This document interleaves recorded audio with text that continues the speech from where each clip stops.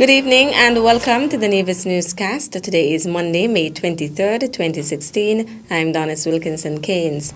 Rekindling the agricultural flame at New River. That was the theme under which the New River Farmers Cooperative Society held its first New River Day on Friday, May 20th. The all-day event, akin to the Ministry of Agriculture's annual Open Day, put the spotlight on the society's farmers who continue to work toward the sustainable development of Nevis's agriculture sector.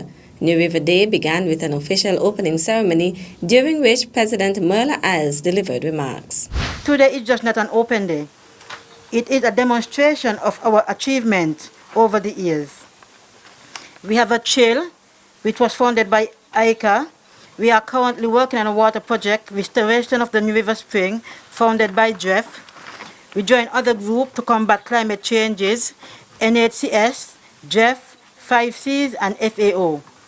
Linkage from the tourism, continued support and leadership from the Minister and Department of Agriculture, Cooperative and Fisheries, the current water distribution project.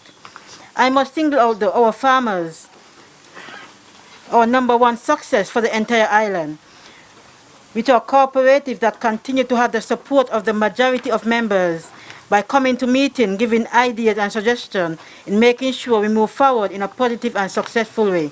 Today activities symbolize the hard work. New River Farmers Cooperative welcome everyone to this open day. Having just started on the journey, I am honored in saying we are the food basket of Nevis. Our aim is to become the role model that the Federation of Think It and Nevis and beyond will follow. Among those attending the first of its kind event at New River was Minister of Agriculture, the Honorable Alexis Jeffers. I am fully committed to what is taking place here in New River. And I want to commend Merla, who is the president of the corporation, or the cooperative here. I want to also commend all of the other members of the executive here and the farmers who have bought into the philosophy here of ensuring that agriculture is brought back alive here at New River. So continue to put in that effort, and I will continue to provide you with the support and the backbone that you need to ensure that agriculture continue to grow here at New River. I do believe that this event is something that we are going to talk about 5 years from now, 10 years from now, and remember this day, the 20th day of May 2016. New River Day was held under the patronage of a farmer and former employee at the Department of Agriculture, Florence Ella Merchant, who was recognized for her dedicated and outstanding service towards agriculture in New River. After the passing of her husband, Ella gained employment with the Department of Agriculture in 1981 and is based in New River, where she is working at this present moment. Sometimes she journeys to Prospect, Potworks, and Indian Castle Estate to perform her duties. In her spare time, Ella would maintain the community by cleaning the churchyard, bus stop, maintain several gardens, burn coal, and assist with the sick and shut-in where necessary. She is very dependable and helpful, and the community of Zion and New River can rely on her kind assistance. She is everyone's friend. Overall, she is a lovely, lovable lady. Ella, all Ella, we love you.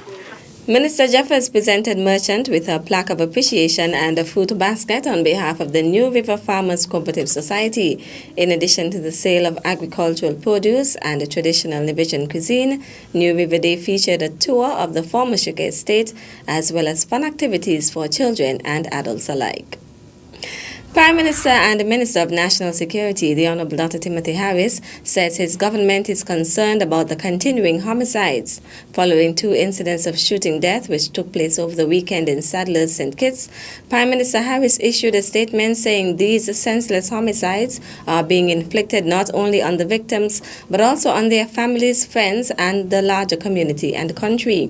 He condemned the killings, adding that his government is doing everything in its power to contain the situation situation. The Prime Minister noted that his government and the people of St. Kitts and Nevis sympathize with the suffering of families and the loved ones of the victims who have died, as well as with those who survived. Our brave and honorable security forces can rest assured that the Team Unity administration stands fully in support of them as they endeavor to restore the safety and the security of our country, the Prime Minister said, adding that his administration firmly believes that an integrative, interdepartmental approach must be taken in this war on crime. All hands are required to be on deck to assist the brave law and security enforcement officers in curtailing the activities of criminals. He took the opportunity to remind everyone that if they see something, to say something, noted that it is important to work with the police force in organizing neighborhood watches and other initiatives to prevent and detect crime. Meantime, the High Command of the Royal St. Christopher and the Nevis Police Force held an emergency strategy meeting on Saturday, May 21st, to address and curtail the continuation of a number of criminal activities that have occurred over the last few days. A release issued by the police notes that immediate action has been taken to put more officers in communities. Deputy Commissioner of Police Hilroy Brandy said, effective immediately, all rest days, vacation and leave have been suspended for officers. All officers have been recalled to their stations and units. Training at the Police Training Center has been suspended in an effort to ensure greater presence on the streets in Bastille, Charlestown, and in our communities. He added that there will be stop and searches of persons of interest, vehicular checkpoints, and increased foot and mobile patrols. Deputy Commissioner Bandy echoed the continuing call for the community to become engaged in the fight against crime and criminal activity and asked for the support of all citizens and residents as the police works towards ensuring citizen safety. Bandy appeals to anyone who has information with regards to acts of crime and criminal activity to call any police station in the Federation or the confidential hotline Crime Stoppers at 1-800-8477 to share the information. Still to come, Ministry of Education reminds parents of school zoning guidelines. The details after this break. As a responsible taxpayer, you help to finance free health care at all health centers on Nevis. Thank you for putting country above self. This message was brought to you by the Inland Revenue Department, Nevis. Be a responsible citizen.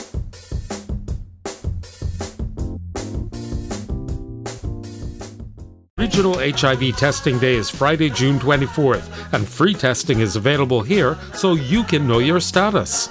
Getting an HIV test is a smart and responsible thing to do for your well-being and that of the ones you love. Get info from iliveup.info on the web. Regional Testing Day for 9 years, an initiative of the Caribbean Broadcast Media Partnership, supported by PANCAP and Scotiabank. Are you positive you are negative? Live up today. This a contract time. Jamming is the remedy. This a contract time. Celebrating the old, showcasing the new. Culturama 42. As a responsible citizen, your tax dollars protect our environment. Pay your taxes on time. This message was brought to you by the Inland Revenue Department, Nevis. Be a responsible citizen. Welcome back. All parents and guardians who are registering children to enter government-operated schools for the upcoming school year are being asked to register their children in the school that is closest to their place of residence. A notice from the Ministry of Education dated May 20th, 2016, advises that schools will not be accepting registration of children who are outside of their zones and where it can be determined that there is another government-operated school closer to the place of residence of parents or guardians. As indicated in the notice, zoning is based on place of residence, not on parents' or guardians' place of work, personal preference, or the place of residence of grandparents, uncles, aunts, non-custodial parents, or other relatives. Parents and guardians are asked to be guided accordingly. Prime Minister the Honorable Dr. Timothy Harris has expressed regret for any inconvenience or hardship caused to the public by any new or increased fees at commercial banks. In a statement issued on Friday, May 20th, the Prime Minister noted that the fee structures being proposed in St. Kitts and Nevis are similar to those being proposed in other territories of the Caribbean, and customers in some of those jurisdictions have also responded with unease. By law, it is the role of the Eastern Caribbean Central Bank, ECCB, to supervise and regulate all banking activity within the Eastern Caribbean Currency Union, ECCU, and the governments within the region do not have any authority to regulate bank charges and fees. Prime Minister Harris said he has been advised that on or about May 3rd, 2016, the ECCB announced that it had set up a committee to examine the issue of commercial bank fees. This committee was formed at the behest of his government as well as colleague governments in the ECCU. The Finance Minister has therefore urged the committee to expedite its consideration and report on this important issue. Whilst we await the work of the ECCB committee, Prime Minister Harris is appealing to the citizenry to remain calm and to exercise prudence in dealing with their private banking affairs.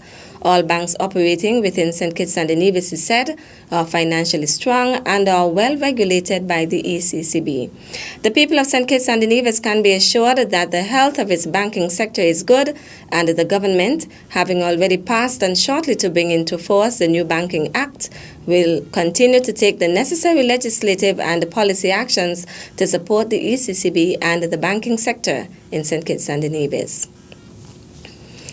As the Department of Community Development celebrates its second annual Community Development Month, it expanded its activities to include a new initiative which it dubbed the Community Development Day Fair. The all-day event took place on Friday, May 20th in the heart of Charlestown. We would have thought about enlightening the public about the department, but also to extend it to the wider community and have persons who are entrepreneurs to come and have some of their goods on display, and also hopefully that they will get some sale. I saw people patronizing the bar because of the food that we have, the foods that we have there today, because we emphasize on selling the traditional Nibijan cuisine. It's the first time we have decided to have the fair, so we are kind of, it's a start, but hopefully over the years, God's willing, it should get better. I just want to thank the general public who would have come out to support us in this venture, and also all the persons in the community who brought out their food, their craft, their clothing, their bush. You see why he's over there with his bushes. Whatever, the leather work, pepper sauce, whatever you have, this day would not have been successful without you, and so we at Community Development just want to say a heartfelt thank you. Director of the Department of Community Development, Janet Maloney, also took the opportunity to highlight activities that her department has coordinated for this week. We are still having our open center days at various community center days. One at Pond Hill that will take place next Tuesday, and it is a unique one in that it will be placing emphasis on bread nuts, and to see what dishes we can get from the bread nut that we normally just boil it and eat it, but we plan to put a new spin on it and see how many other dishes that we can get from the bread nut. And also hopefully we'll have open day next week at Brown Hill Community Center and also Prospect Community Center. She also put the theme for Community Development Month into perspective. It is celebrated under the theme, our community, our commitment, our concern, and it's to just get people to be aware of the community and partake, do something good for your community today. You live among people, you live in a community, we all have to work together for the development of our community, and so to encourage one and all to give back something to their community.